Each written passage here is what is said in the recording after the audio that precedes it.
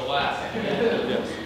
I decided that I would open it, that I would be the closing statement, Mr. Moderator. Okay, and therefore you will be going first here, right? No, he opens first. Okay. President Obama, your opening, please. 2 minutes. Well, first of all, I would like to thank Marywood-Palm Valley School for letting this happen. I would like to thank our moderators, Mr. Dallas Thompson and Ms. Emily Goebel. I'm sure that your knowledge will lead us through this debate. And I would like to thank everyone else who has made this event possible. Thank you so much, and I'm sure the country is very grateful for you. Thank you.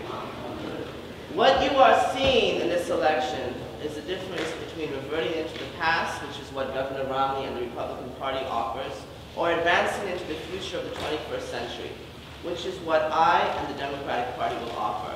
We're going to talk about many things in this debate, and I hope to be as lucid and honest as possible. Colorado will not happen again. We are at sea level. Let's get that straight. Thank you very much. You may begin. I too would like to extend a special welcome to both Rishi and Dallas and Emily and all of Marywood-Palm Valley's entire JSA chapter. I would like to extend a special welcome to our future JSAers in the 8th grade. I congratulate you. Welcome to your first debate, and I hope you guys enjoy it. 4 years ago today, I, like most Americans, was optimistic. We had finally crushed the largest hindrance to civil rights in the history of our nation. We had elected our first black president. He seemed charming and kind, with promises of hope and change. However, though his charmingness and his kindness has not been dissuaded, the promises of hope and change have led to the realities of poverty and despair.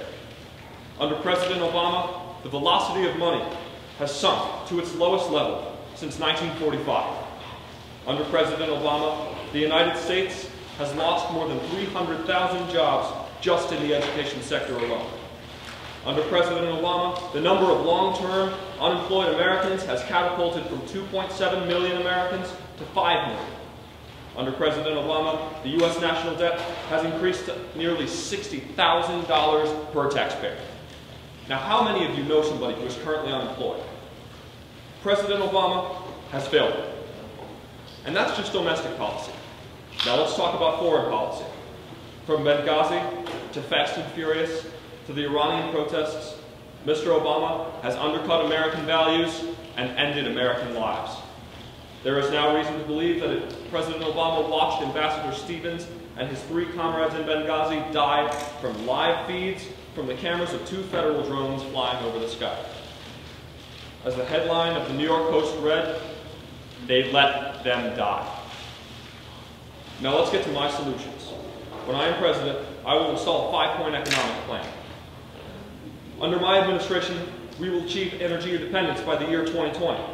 Gas prices have doubled. May I have an extension? Finish your sentence. Finish your sentence. Gas prices have doubled. We are too reliant. Let's get our economy back on track and let's have a good debate. All right, thank you. Now, in the interest of time, some of these questions will be accompanied by a 1-minute rebuttal after your opening answering. This first question, you do have a rebuttal. So, okay. Governor Romney, you will go first. Yes. And then rebuttal after that. Okay. Now, you both talk about an energy independent North America. How do you plan on achieving this, and what sort of time frame would you like to make this happen?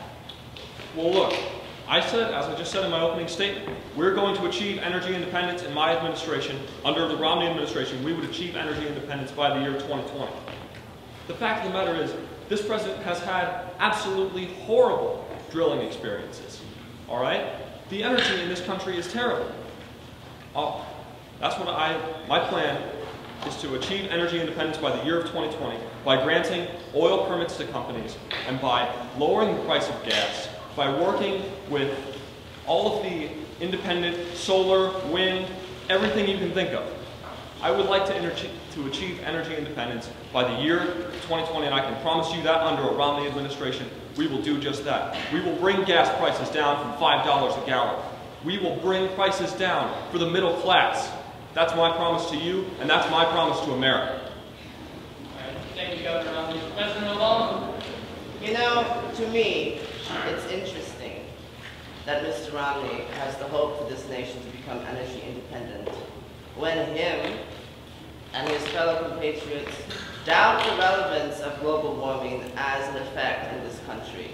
And if you do not even believe in the issue at hand, how can you change it? Because in order to change it, you need to realize that the issue is at hand. And I wonder sometimes, how exactly can you lower the gas price per gallon when, in fact, if he believes in small government, gas is a private industry and does not contain to the government and does not pertain to it. So how will he go about that? Mr. Romney would like to have you believe that he is a tree-hugging hippie, I suppose. But the fact is that he is not. And his Republican compatriots are not a tree-hugging hippie. And they will not make any changes environmentally in this country. And that is very obvious to me. There are members of the House who believe that the world was created 6,000 years ago and who believe that global warming is a myth. Governor Romney, your rebuttal. Mr. Obama, you know I have a lot of respect for your office. But with all due respect, sir, you did not answer the question.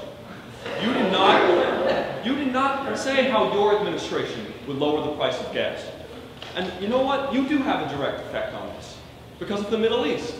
If there's turmoil in the Middle East, it's going to cost companies more to ship products to America. Okay? The only reason that we are drilling more under your administration is because of permits granted by the Bush administration. You have cut back on natural gas drilling in the United States of America. At least for American companies. You don't seem to have a problem with the Venezuelans drilling in the Gulf. Your administration has done nothing to lower the price of gas.